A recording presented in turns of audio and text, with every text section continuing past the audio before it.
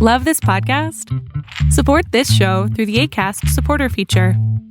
It's up to you how much you give, and there's no regular commitment. Just click the link in the show description to support now. You're locked in. Look at what we have here, folks. To the only show that matters. The cream of the crop. Duke loves wrestling. And there is no one that does it better than your host. I have come here to chew bubblegum and kick ass. The Duke. And I'm all out of bubblegum.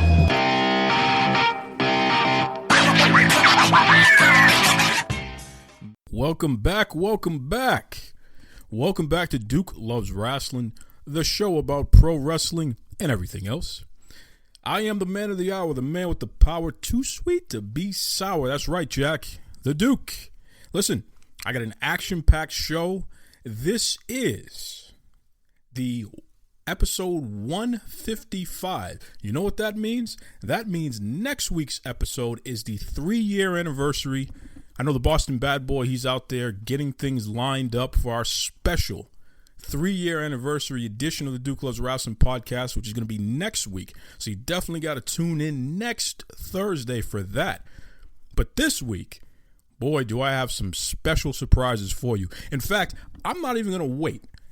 I have somebody, a world champion, a man who's been kicking butt, taking names, and he just won a championship in Ring of Honor. Hold on one second. I couldn't think of a better way to end our last episode of our second year before we celebrate our 3-year anniversary than to have the newly crowned television champion of Ring of Honor Wrestling. I'm talking about the man, Shane Taylor. How are you, Shane? I'm good. That's right, baby. Shane T, boy, the baddest champion you've ever seen, boy. Thank you for having me on. Appreciate it. Hey, no problem, man. I had to have the champ on, especially the TV champ. That's right. Tell us, man. Tell us about the emotions going through your body here as you sit here being legitimately one of the top champions in the world now that you're the Ring of Honor TV champ. I mean, I'd be lying if, I said a flood of emotion didn't happen at that moment. You know, you have frustration from feeling like, you're not getting the opportunities that you want or that you believe that you're ready for. You have to have patience. You have to have just a million things going through your head. But finally, when it all pays off and a plan comes together like it did in Toronto, there's so much satisfaction that you're overjoyed, you're excited, you are relieved that it finally happened. All the pressure's not off because being a champion is harder than chasing the championship, but there is that sense of finally like, okay, all the hard work was for something. My name will go down in the history books. Now it's just up to me how high the rank is. Absolutely. Tell us about the match, man, because I know that you had to beat more than one person for this match. Tell us about how you gained the ROH television championship. Well, the 4-way was set already. The former champion, and I love saying that, Jeff Cobb, Hiroki Goto, a legend in New Japan Pro Wrestling, Brody King, who's been winning championships all over the world, and myself. Originally, it was non-title. Me just coming off of the TV title match with Jeff Cobb at the 17th anniversary, I knew that they'd be hard-pressed to give me another championship shot. So what I did was I did what I do best. I talk a lot of trash and finally convinced Ring of Honor officials to make it a match for the television championship, I guess, to shut me up, and then going through the match, I just bided my time, picked my spot, waited until Jeff thought he won it, and took it out from under him. And you sure did, man. I mean, you won that fair and square, and you've been grinding for a long time, climbing the ladder to make it to this point. How many years have you been wrestling in general? How many years have you been in ROH? I've been wrestling for 11 years, going on 12 this August. And this is my 3rd year with Ring of Honor. And a lot of people forget from my first 2 years in ROH, there wasn't a lot of singles matches. It was 6-mans, 8-mans. I was always doing group stuff. So for people that are like, well, where did he come from? Or I've been here. I've been doing this. All I needed was the platform to be able to showcase my talent, showcase my ability. And now that I'm doing singles matches, that's what you are hearing now is people going, oh man, another great match from Shane. Oh man, the top 10 match from Shane. Oh man, match of the year by Shane. This is not new. And if you've been following my career, everywhere I've gone, people will tell you the same thing. When you get Shane Taylor in that ring against the best competition in the world, I produce. You know, when you need a home run hitter, I produce. So that's where a lot of the frustration comes in of knowing that you can do these things and knowing that all you need is to be able to allow them for you to swing, basically. And not only did you swing, I mean, you knocked it right out of the park. Out the ballpark, son. That's right. That's right. And it's funny, Shane. Let me tell you. I am one of the original Ring of Honor fans. And right. When I say that, going all the way back when RF Video was putting out their newsletter, this was legitimately the only company that you could get tapes and eventually DVDs of the top pro wrestlers all over the world.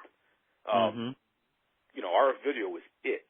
And when they decided to make an indie dream card where they legitimately took all the best indie talent out there, and also, they got Super Crazy and Eddie Guerrero, they put on that first show in Philly. I traveled from Boston with a group of people who I didn't even know, but we were all part of the newsletter, and we were able to interact with each other.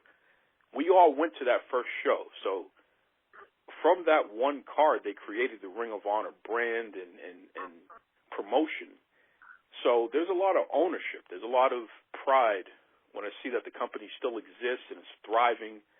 Legitimately, It is the second most watched program wrestling company in America because it's on Sinclair Broadcasting, which their footprint is so large in the country. Absolutely. Legitimately, there's no other promotion other than WWE that's seen more than Ring of Honor.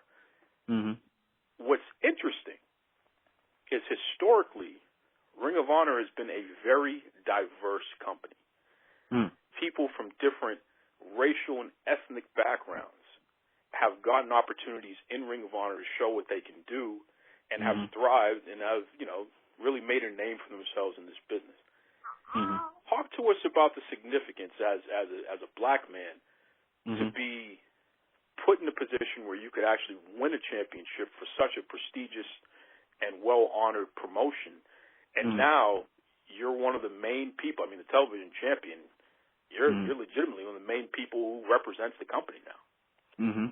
And, that's always been such a huge part of who I am and what I wanted to be, because historically when you get a lot of black male wrestlers and black wrestlers in general, there's a lot of people that fall into stereotype characters. And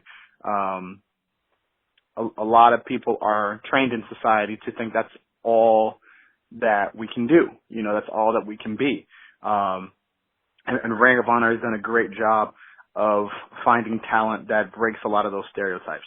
And they represent themselves in a way that other people can be proud of. People from all backgrounds, but especially black people.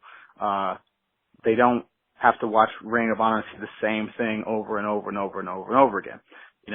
So when you have people like with the technical prowess of a Jonathan Gresham, or the entertainment and exciting ability of Kenny King, or the dominance of a Jay Lethal, or the sheer brutality of somebody like myself that we bring to the ring, you get to see different aspects and see depth of character and things of that sort. So, and while a lot of people have been able to use that platform, there's still been only a handful of champions, and let alone singles champions. I believe with my win now, that makes me the third African-American performer to win the Ring of Honor World Television Championship, the other two being Kenny King and, of course, the man with the most dominant run with the television championship, Jay Lethal. Although that's going to be some records that I'm going to try to break here. Absolutely. And Shane, tell us, what does this mean for your family? I mean, now that you are the television champion, Ring of Honor, how does that affect? I know I hear the little one in the background there. Oh, yeah. It sounds like they want to be part of the interview as well, which is awesome. Oh, she does. She looked like she was going to sleep, but not today. She's just looking up and smiling at me. So. Oh, man, she's excited about Dad being the man. So tell us how this affects your family. I mean, it's incredible for me. You know, I get to hang this championship and place it on my mantle as a daily reminder to myself, my wife, and my daughters that, you know, the reason that I'm gone so much and as hard as I push myself and for as big as I dream, all of that is for a reason. All that is to reach a goal. And now that goal is now sitting on my mantle. So it's proof positive that, you know, hard work, dedication, loyalty, things like that still mean something in professional wrestling and still mean something to me, which are things that I'm going to instill in them. Wow. Very well said. Listen, Shane, if fans want to get in touch with you, if they want to follow your journey, what's the best way that they can reach you? Best way that they can reach me, fans and haters alike, is on Twitter and Instagram at Shane216Taylor. You'll be able to not only see everything that I'm doing, everywhere that I'm going, but you will also see the beginning and then the duration of what's coming and what will be, which is the most dominant television championship run in the history of Ring of Honor. And do you have any title defenses coming up anytime soon, or we have to stay tuned for that?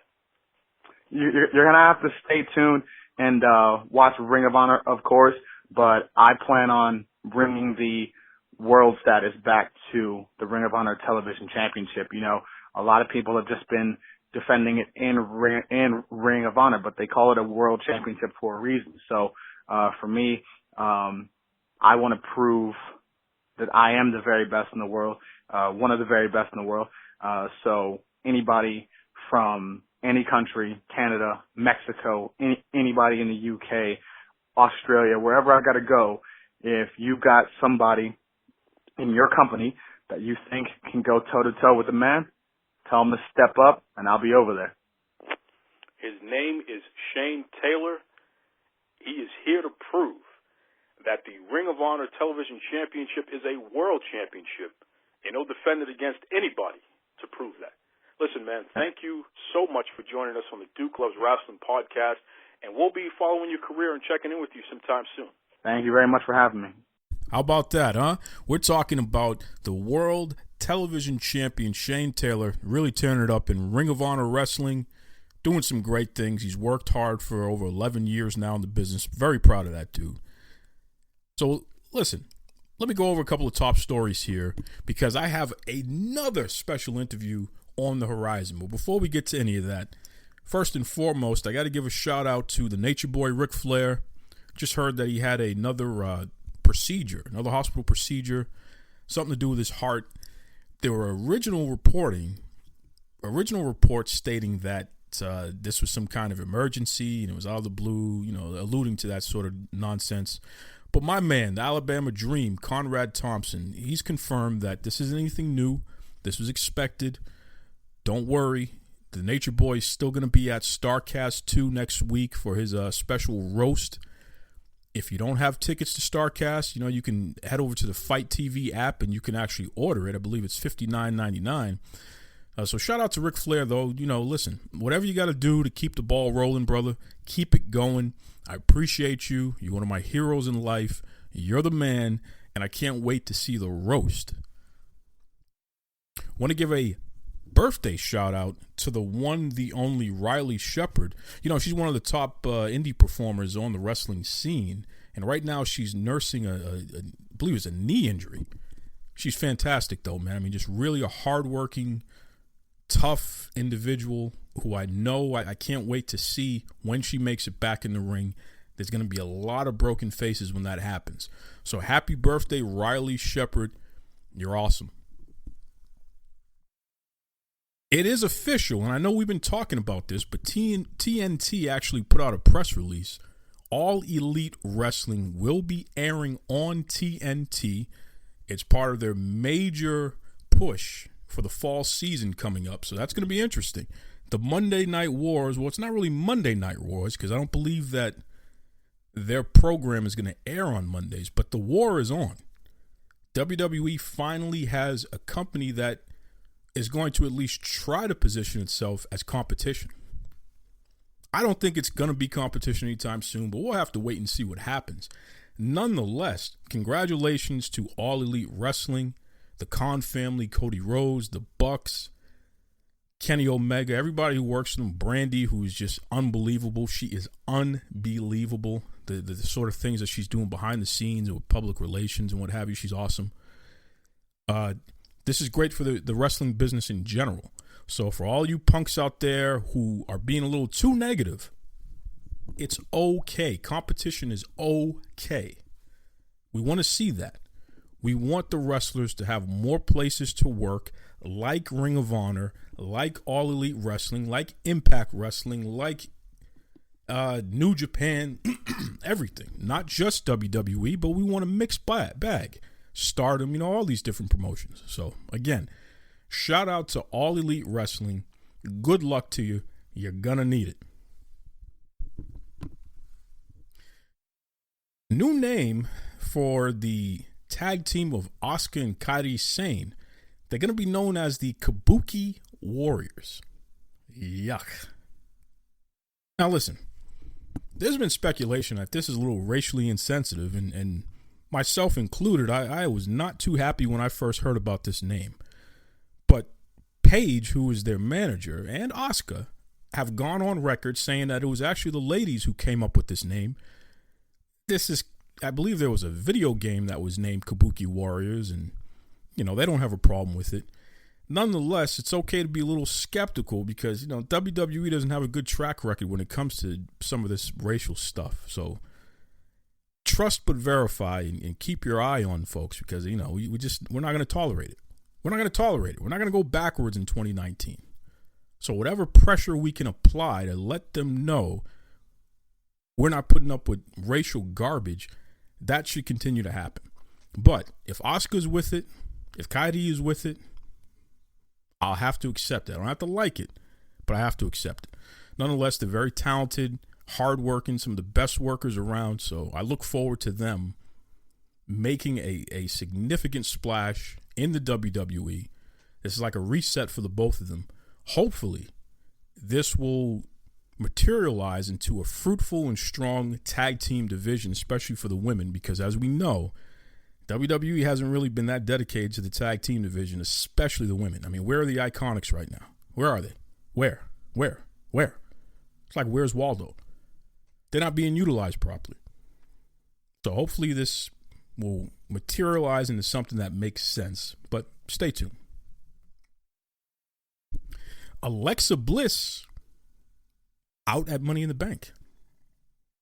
Yeah, this was strange. Nikki Cross is going to replace Alexa Bliss in the Money in the Bank women's match because allegedly Alexa Bliss is not cleared to wrestle.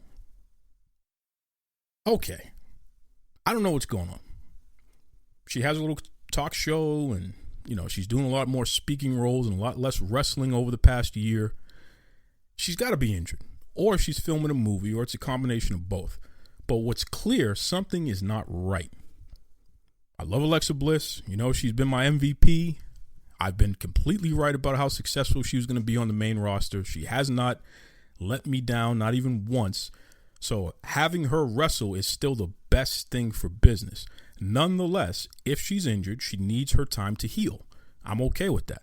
A healthy Alexa Bliss is better than no Alexa Bliss, and I commend the company, if she is injured, that they're still finding ways to utilize her on the different programming because she is fantastic. Alexa Bliss is awesome. And anybody who disagrees with me, you're wrong, I'm right. That's the end of it. Vince McMahon still making money. That's right. I've been talking about this for weeks, folks. My man Vince McMahon is still making money. He's on the cover of magazines, he's on the cover of newspapers. WWE was at the upfronts there for Fox, and they have reiterated their dedication to WWE SmackDown and WWE wrestlers being cross-promoted on their whole lineup on Fox. I'm telling you right now, man, all of you naysayers, you watch yourself, okay? WWE's in great shape. They're going to be fine. It doesn't matter what you say. It doesn't matter what you wish. You're not going to take away their shine. In fact, I'm going to cut this short because I got a special interview with a guy who is an expert on entertainment, who's an expert on television, and who's going to tell you the real deal as it relates to WWE ratings and all that good stuff. Hold on a second. You know, folks, if you've been following along, especially the last couple of weeks, I am on a crusade to assist everybody, all of us as wrestling fans, with educating us on what the real deal is as it relates to TV ratings, as it relates to TV networks, and how all of that interacts with wrestling, especially WWE. I mean, once again, we're in a situation right now where, despite the fact that there's a major ratings dip going on that every wrestling reporter can't stop themselves from reporting on, nonetheless, the WWE has just signed 2 separate billion-dollar contracts for 2 separate programs on 2 separate networks. So if the ratings are such a big deal, how can you make those types of deals? And I think that's a question that no matter how big a wrestling fan you are, you really need to go to some sources who are in the entertainment business, who are in TV, and frankly, the people whose primary job is to report on that stuff in order to get the most accurate, well-rounded answers. So with that said, I reached out to a guy. Who's one of the main men over there at The Wrap. And this dude has amazing connections in TV. He's an amazing reporter, manager, you name it. And he has, actually, frankly, he's educated in it as well. So he's not just some fly-by-night. So without further ado, welcome to the Duke Loves Wrestling podcast, Mr. Tony Maglio. Mags, how you doing, brother? I'm doing great, man. Thank you for having me. Hey, no problem. Listen, explain to everybody what The Wrap is. Sure, happy to do it. So The Wrap is one of 4 Hollywood trade magazines. It's primarily online. There's a physical magazine, but the 4 are Variety, THR, Deadline, and Us. So I'm from an East Coaster. A lot of my East Coast people don't know us, but out in LA, out in Hollywood, Us, Deadline, people know THR and Variety because of their print publications a little bit, but we're the 4 that compete with each other for TV and movie news. That's pretty cool. And what is your primary role with The Wrap? I am the TV editor, which means I run the TV team and ostensibly the TV coverage of the website. To give your listeners a little bit of a understanding of the size, currently it's me and 4 reporters working for me at The Wrap on the TV side. On the film side, it's roughly the same size. Wow, that's pretty cool. And I mean, that's a job. That's a pretty important job, man. So did you even get to a point where you were in that position? Did you go to school for journalism or what have you? Yeah, I've got a weird career path, Duke. I went to college, was in business, got my MBA, went into accounting, went into finance, hated accounting and finance. After a couple of years, I was doing a lot of freelance writing on the side, primarily comedy writing, actually. And I decided I wanted to make a switch. I wanted to write full time. I remember having loved journalism in high school. So when I was 30, I'm 37 now, I went back to school again. I went to Columbia, their journalism school, got my master's in journalism there, started as an intern at The Wrap, probably, 6 years ago, 7 years ago, whatever it would have been at this point, and have worked my way up to the role I have now. I bet those student loans are kicking your butt, huh? They're unbelievable. They're so unbelievable. And when you factor in, not that anyone needs to feel sorry for me because we're all in the same boat together with these things. You factor in the pay cut I took to go from finance to journalism, which does not pay a whole heck of a lot of money, especially at first. Yeah, man. Columbia is not a cheap school. Not at all. Not at all. Wow. But you made it work. I mean, you worked from the ground up at the Rap, and now you're in a decision-making position, which is pretty awesome. Well, thank you. Yeah, I appreciate it, man. Hard work, So one of the things that really put you on my radar was a recent article you did with an executive at ESPN who was explaining that they at least had talks with the WWE about possibly airing one of their major shows. I believe it was SmackDown Live. Tell us about that discussion and what made you even go down that road, because I don't think too many people knew ESPN was even interested. Yeah, well, so this week we just wrapped up what they call in TV in the business the upfronts, which is when television channels and now streaming services, which call it the new fronts, basically premiere their new fall shows for advertisers to try to get, media companies to buy their ad time. So they show off their new trailers and, have fancy parties and bring out all their actors and everything. So now that Disney is the largest company of all time, apparently it seems like, they did their upfront altogether, which they always did with ESPN, but now we're talking ABC and they've got even bigger with FX and that, I won't bore you to death with the details, but we were at, the Disney upfront and, the executives were there, all taking questions from press as they do each year. And while we were there for ESPN, I just like you said, and I may be wrong about this, but I haven't read or don't recall reading or hearing much about whether ESPN wanted to get involved in the WWE sweepstakes when those were up for grabs. And so, while Burke Magnus was there, who's the EVP of programming at ESPN, I asked him if they had any real talks, with ESPN, why it fell through, assuming they did, and also I followed up and asked them if they had any talks with AEW, knowing that AEW was about to announce the next day, which was, I believe, yesterday or Wednesday. I'm not sure when this will come out. But so his answer to me was basically, yeah, we had those talks, but the reason they couldn't make it work is because of the nature of SmackDown's schedule, which, much like Raw, is live 52 weeks a year. And that would require, at least in SmackDown's case, 2 hours of primetime programming each week, dedicated like clockwork every single week to SmackDown. So I was wondering if it was more a money thing because ESPN turned around and gave like $1.5 billion to the UFC, but it sounds like it was much more of a scheduling thing that ESPN, who has moved a little bit more towards covering wrestling as a sport, pro wrestling as a sport. Sounds like they just didn't have the schedule open enough to accommodate what WWE wanted. And you know something, I can respect that. As a person who is a lifelong pro wrestling consumer, and for the life of ESPN, I've been a consumer of what they have to offer as well. ESPN legitimately does not have. They don't need programming to be 2 hours every week, 52 weeks a year, and it's the same thing. Like, that's just not. They air too many variations of sports and documentary programs and their news shows and what have you, and they're doing pretty well. They're still the worldwide leader in sports. So I can totally respect them saying it just doesn't fit in our program.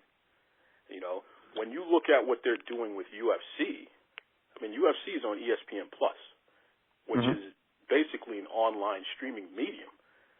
And that lets you know when you have a property that you spent that much money on, $1.5 billion, and you're utilizing it to basically pump up a streaming service, that lets you know that they really don't have any room on their other platforms for that. Yeah, because I would imagine the UFC, and I don't know this as a fact, but I would imagine UFC and WWE and darn near every league would still much rather be on, basic cable, ESPN channel, versus being on a, subscriber video on demand service, because very quite simply, like, myself as an example, I'm a sports fan, I'm a consumer. I don't have ESPN Plus. I'm not going to pay for it. I have ESPN, the channel. And the interesting thing is ESPN, the channel, costs us all more than many people realize it does. But I believe it's still cheaper than ESPN Plus, or at least it's certainly cheaper than most streaming services, even like DAZN, for example. So yeah, it is interesting. And you're right. I mean, look, Monday Night Football, ESPN will always make room for that unless ABC one day takes it away from them. But, SmackDown Live, they said that they had, I believe his phrase was hard talks, or they took a hard look at it, something suggesting they were very serious about it, but they couldn't come up with some sort of alternative that would satisfy Vince McMahon's desire for the show to continue running 52 weeks a year and ESPN's desire to put it on its cable channel. Sure. And once again, congratulations to ESPN for being in a position where they just don't need it. I don't think there are too many networks out there who could walk away from a deal with a brand like WWE who's going to give you a year's worth of programming, and it's just something you don't have to think about, which was one of the main selling points for Fox. That's been the quotes directly from their folks over there, is that, hey, we just programmed our Friday night. We don't have to think about it now. Yeah, the Fox thing is interesting because they knew they were losing a lot. Fox, the larger parent company, was 21st Century Fox. They knew they were losing a lot of stuff to Disney, which owns ESPN. And that means, when they lost their TV studio, they knew they were losing their main pipeline of shows. They don't have a TV studio anymore. So Fox, the broadcast channel, which is still part of what they call New Fox, they needed programming. They have Thursday Night Football from the NFL, which is great. They have some college stuff on Saturdays. But now that they have, and of course they have NFL on Sundays when the NFL is in season, though not in prime time. They have it in the afternoon games. They saw SmackDown as an opportunity to fill an entire primetime block. Because for Fox, the broadcast channel, primetime runs from 8 p.m. to 10 p.m. It runs 2 hours. That's what SmackDown runs. So they, just like you just said, dude, they solved their entire Friday problem by doing 8 to 10 p.m. SmackDown 52 weeks a year. And on top of it, what they're doing a lot of promotion to these advertisers this week is they're looking at it and saying, look, in the fall, Thursday through Sunday, we have live sports. Nobody else has that. And, for a small-ish, depleted company, that's, it's a lot of money they're spending, but it's also kind of smart because they now have live sports rights, which still get pretty decent TV ratings by comparison to other shows, 4 straight nights. So I think kudos to them. Absolutely. And, Mags, talk to us about TV ratings, because I think this is something that, because of what was called the Monday Night Wars, this is when WWF/WWE, when they in WCW had a Monday night show that went head-to-head, they were always taking a look at the ratings. It was always about the ratings and who's doing better than who, and they equated that to success because, our ratings say more people are watching our program than your programming, so we're number one. And wrestling fans have been conditioned to pay attention to that stuff. And, we're talking about something that was happening 20 years ago. Fast forward to 2019, industry-wide, based on not only your education background, but also your experience as a professional who reports on this stuff, how does the industry view the traditional Nielsen rating in 2019? It's funny, man. People who get good traditional Nielsen ratings still say it's the most important thing in the world, and people who don't say it's antiquated, it's not that important. I think the general consensus is that Nielsen and their ratings are not keeping up anywhere near as fast enough with industry trends, especially as it comes to measuring streaming, whether that be a platform like Netflix, which they're getting a little more involved with, or whether that's, I was at the CW upfront today, like CW's streaming outlets. Nielsen doesn't measure anything that would only provide internal data to the company that owns it for the most part. but they still are considered the currency company, or Nielsen rating is considered the currency, maybe an easier way of explaining it, for, anything that's head to head, NBC versus CBS versus Fox versus ABC, cable channels versus each other. HBO, we could talk about Game of Thrones this weekend as we record. This is the finale. HBO doesn't care at all about Nielsen ratings practically, because they may get 12 million viewers per Nielsen for Game of Thrones, last Sunday night or whatever it was, but then they add like 5, 6, 7 million on HBO Go and HBO Now. And Nielsen can't measure those. So all of that is a long way of saying it's still kind of what we go with because it's the best we've got, but it's not that great. It's not a perfect measurement. And if you ask Netflix, it's an absolute garbage measurement. Wow, that's interesting. That's an interesting take there. We're talking to Tony Maglio of The Wrap. So let me stay there for a second. Yeah. When you take a look at a situation where a company like WWE, and the wrestling industry is cyclical, so ratings, the traditional Nielsen ratings are like a roller coaster, man. They're up, they're down, it just happens that way. And if you were to take a look over the past 20 years, you'll definitely see that. You'll see a steep drop. And then where it's been the past 5 years or so, it's just up and down, up and down. But it appears that that's the same across the board in TV in general, because as you said, people are consuming the entertainment, the TV entertainment differently today. There's so many streaming and on demand, so many other ways to watch that people don't have to just sit at their TV every Monday night at 8 o'clock in order to consume WWE content. They can watch it when they feel like it. I have Comcast, and Raw is on demand. So if I'm not home from 8 to 11, I can watch it later, or I can watch it later in the week. It's there waiting for me. So that's just an example. In the case of WWE, their ratings are definitely lower than what they were last year. Yet they just signed these two big deals with Fox and USA. How do we justify that? How does a major entertainment corporation sign WWE programming if their ratings are on the downslide? Yeah, it's a great question, and it's just such a complicated time now in terms of rating that, their ratings are on the downslide. And you explained why. I don't really watch programming live. Occasionally, with sports, certainly with let's call them regular sports, live tune-in is still king. It's still big. It's still great. The Oscars still bring in a lot of viewers. The Super Bowl still tops 100 million viewers live. With wrestling it's a little bit different because there's so much scripted aspect, and truth be told, people may also want to fast forward through a lot of stuff, especially on a 3-hour show like Raw.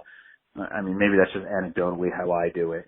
But, in terms of justifying these big billion-dollar spends, even though Raw is down, and I don't have the numbers in front of me, even though SmackDown is down, they still do really good when you compare them to their competition. In other words, they're a shell of their former self, but everything else is much more of a shell of its former self. The Walking Dead is an example I use all the time when people ask me about ratings.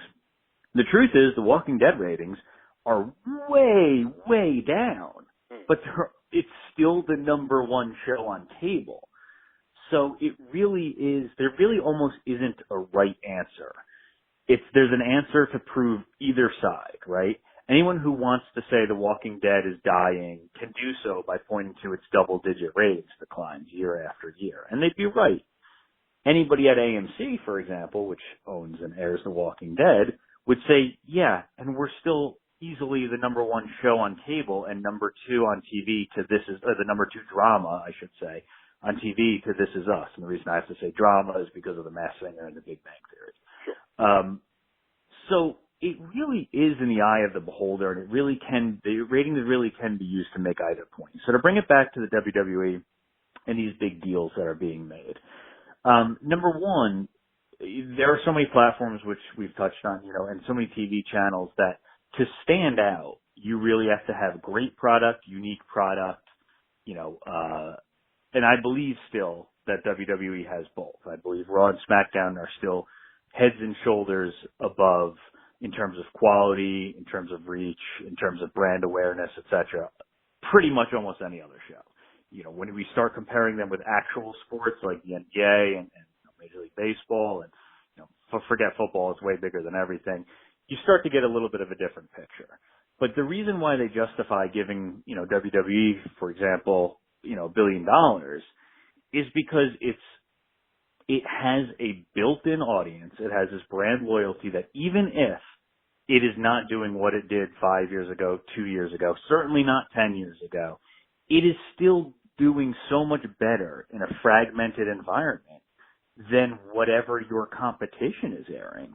So Fox, by virtue of having SmackDown on Fridays, is guaranteeing itself to be competitive on a night where it just didn't exist practically. I mean, it did have a presence, it did have shows, but nothing that could compete. And now that it has SmackDown, 52 weeks a year, it will have new it will have new episodes, and those episodes will draw in live eyeballs. And that is still the most important thing to an advertiser, is getting these live eyeballs, because live eyeballs cannot fast forward through the commercials. And so that's why, the NFL rights are so expensive. That's why any sports right is so expensive. And keeping SmackDown live, they had to do that. That guarantees that even if it's not 20 million eyeballs, 10 million eyeballs, 5 million, whatever it is, there will be a built-in audience.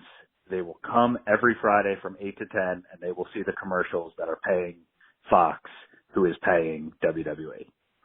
That's a great point. And, from personal experience, as I said, I have Comcast and their Xfinity service.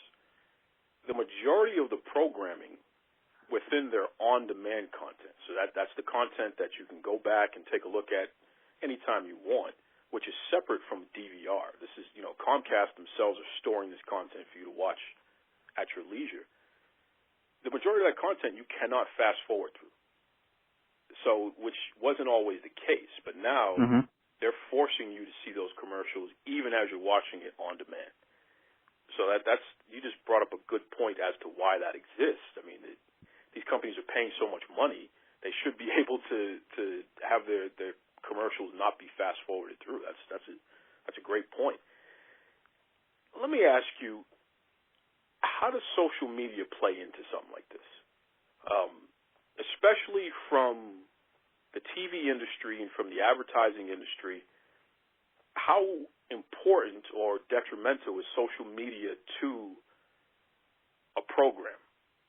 Like, let's take SmackDown, for example. Does it have any effect? Is the effect negative? Is it positive? How does that help or hurt the network and the advertisers? Well, if you mean in terms of, hashtags trending, which WWE tends to get a lot of hashtags trending,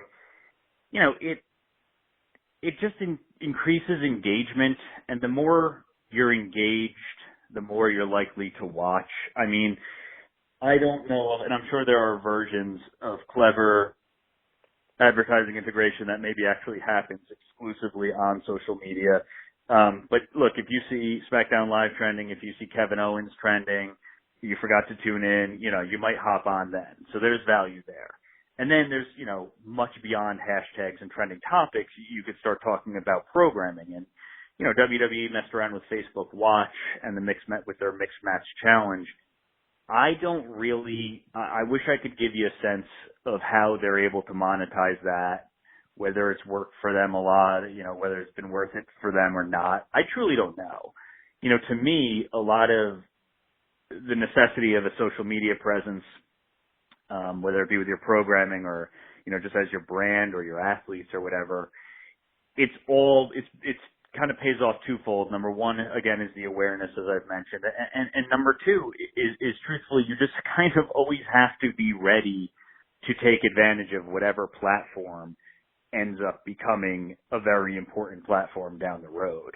I probably didn't say that very eloquently and may not make all the sense in the world, but let me put it to you this way. 10 years ago or 12 years ago, I frankly don't know how many years ago what would be off the top of my head. I didn't necessarily, before I was even doing all of this stuff, I was still a Netflix DVD subscriber, right? And at some point, we all saw the handwriting on the wall and it was going streaming. Early adopters of that sort of technology had a humongous advantage, and that's one of the reasons why Netflix is so successful as a business, is because it was early to dump the DVDs and to go full on streaming, not really knowing what that future might look like, but having a presence, having the technology, having the money invested in technology, which is, not just exclusive to them, Disney and BAMTech, they had very good technology and they were ready for streaming.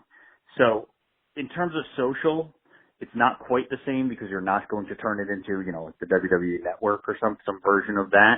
But always having an investment in technology is incredibly important. And then always having a presence on whatever platform is going to become big for your advertisements, whether it's something like a Facebook or a Twitter or, whatever the next generation of social media might look like.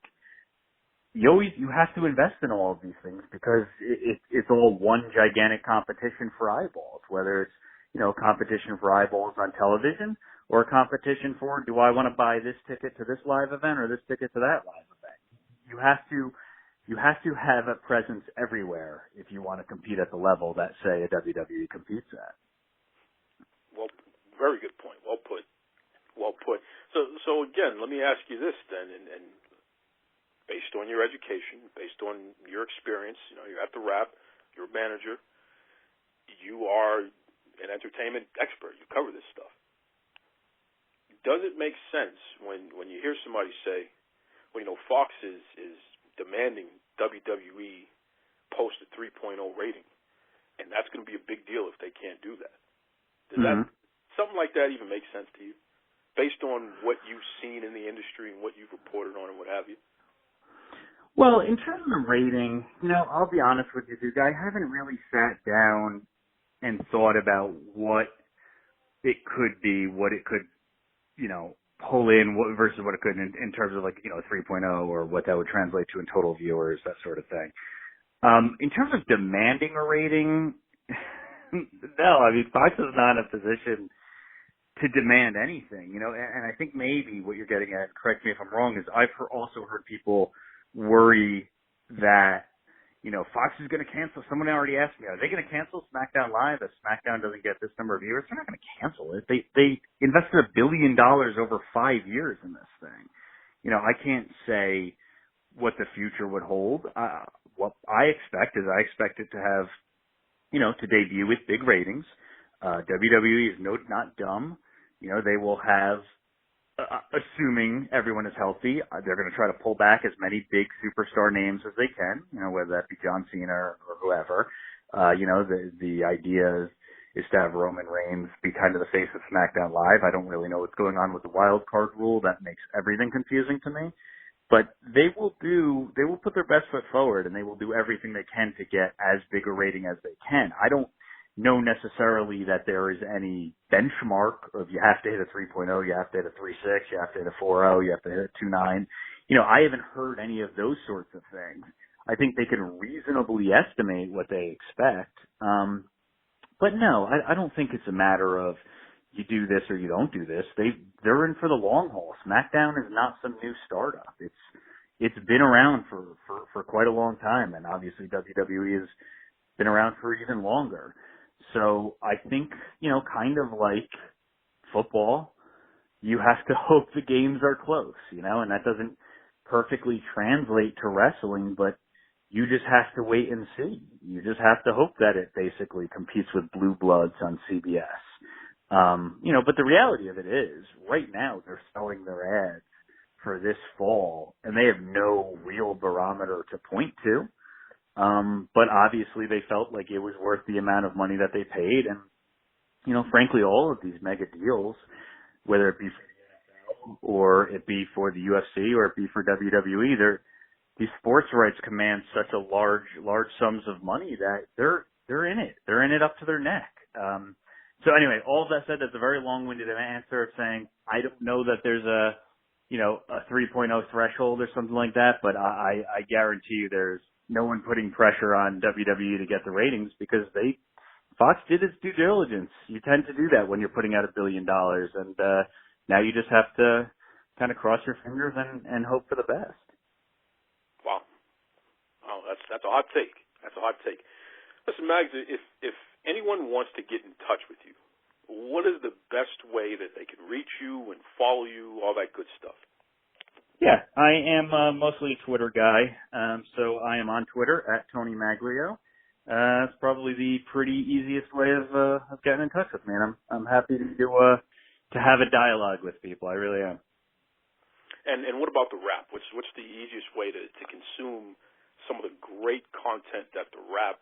I mean, I read that article, and I had been familiar with the Wrap even before then, but you really converted me just because of the way that obviously it was wrestling content, but you were speaking to an ESPN executive, and they did not hold back in explaining why that deal that no one even knew was a possibility, why that couldn't happen. Just the fact that you were able to get that type of access and that type of detail, it's converted me into a Wrap fan, and I've gone on and taken a look at some of your other content out there. So how can other folks consume that? Thanks, man. I appreciate it. So, yeah, it's just thewrap.com. I believe there is a Wrap app. I don't know what stage it's in currently. I know they were doing sort of a rebuild, to be honest with you. I don't get involved in that side of it. But, yeah, there's an app, but I would recommend just go to thewrap.com and check out the Wrap on Twitter. We've got a pretty decent presence, and, yeah, not just for wrestling, but for all TV and movie stuff. I should definitely give them a plug since I'm doing this on work time, huh? That's right. That's right. And listen, I want to challenge you, Mags. There's this All Elite Wrestling, this AEW company. Mm-hmm. It was announced that they just signed with TNT. So I'm going to give it some time, but I definitely will be keeping an eye on the Wrap. And as soon as you guys really start reporting on what that's looking like, and I know it's going to take some time, I would love for you to come back and share your take on that as well. I'd be happy to come back anytime, man. It's been a great conversation. Thank you. Thank you. His name is Tony Maglio. He's at the Wrap. Once again, thank you for joining our show here. All right. Thanks, Duke. And there you have it. There you have it from somebody who's actually in the business of reporting on entertainment, television, ads, and how all of that stuff is intertwined with one another. I mean, this is somebody who legitimately gets interviews with the TV execs. This is a guy who manages that stuff. This is a guy who can put it in perspective in a manner that, quite frankly, the majority of you website guys and dirt sheet guys and average fans, including myself, we just can never know. We're not experts on the topic, okay? Let me tell you something. Just because I can cook a steak, that doesn't mean I'm Del Frisco's all of a sudden. I'm not a chef. You gotta go to a chef to understand what's really going on. Seriously. So I needed to stop. I need this garbage about Fox is demanding WWE have a 3.0 rating, that Fox is going to cancel SmackDown. I hadn't even started yet. They're going to cancel SmackDown. I need all that garbage to stop. I need the nonsense about, well, WWE's ratings are bad, so, they're in trouble.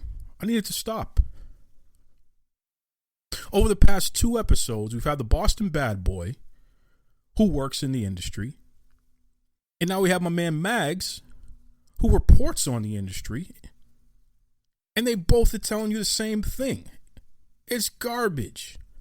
It's garbage. It's nonsense. It's not true to state that the ratings matter so much that a legacy brand like WWE and a property like SmackDown Live that Fox just spent $1 billion on over the next 5 years, suddenly it's going to be in trouble because they had a ratings dip. Give me a break. Give me a break. We have to seek out the facts. Don't you want to know what's really going on? I don't want to report on something and be negative about something if it's just blatantly not true, just for the sake of it. I saw some fool online the other day saying, well, Fox cancels things in a heartbeat. What does that even mean? What does that mean? When's the last time Fox invested $1 billion on something? When's the last time the WWE and SmackDown got canceled? That doesn't happen, and it's not going to happen. The brand is too strong. The content is too valuable. Advertisers will spend the money to be associated with these properties because they're valuable. And if you can't admit that, then what that says is you just are purposely trying to put out disinformation in order to hurt the WWE, and I can't understand why. You couldn't possibly be a WWE or a wrestling fan if that's what you're doing. Couldn't possibly be. So to the Disco Infernos and to the Dave Meltzers and to all the disciples out there, stop. Bad experts come on this show and prove you're wrong. Stop. In the meantime, we're gearing up for AEW, WWE, some of the best wrestling times that we've ever seen are about to get geared up here. Ring of Honor is still going strong. Impact is still alive somehow. New Japan continues to penetrate the American market. This is amazing. Let's celebrate that. And let's take it easy on the talk that's just not true. If you want to point out something that's wrong, I'm all for that. I can point out something's wrong just as well as anybody. You know that. Been doing it this whole time. But I'm not going to lie. I'm not going to perpetuate a lie and support a lie. No, I'm not going to do that. Many of you out there are far too intelligent and far too talented for me to say it's just an honest mistake. It's not a mistake. Next week, we celebrate our 3-year anniversary. Do you know how many podcasts have come and gone since we started Duke Loves Rasslin? Do you know how many podcasts, how many wrestling promotions have come and gone since we started Duke Loves Rasslin? Really a scary thing when you think about it. But we've survived and we've endured. And we couldn't have done that without the support of all of you who listen every week, all of you who report on what we're talking about every week, whether you disagree or agree, you're putting the information out there, you've been sharing. This thing has grown from just a couple of people listening to just a worldwide phenomenon, which is unbelievable. I really appreciate it. So we're going to celebrate that next week. We're going to have a couple of special voices that you'll hear, a couple guests. Should be fun. Be kind to yourselves. Be kind to each other. It's the Duke signing off saying, catch you next time. This is Tony Schiavone, and we're desperately out of time on Duke Loves Wrestling.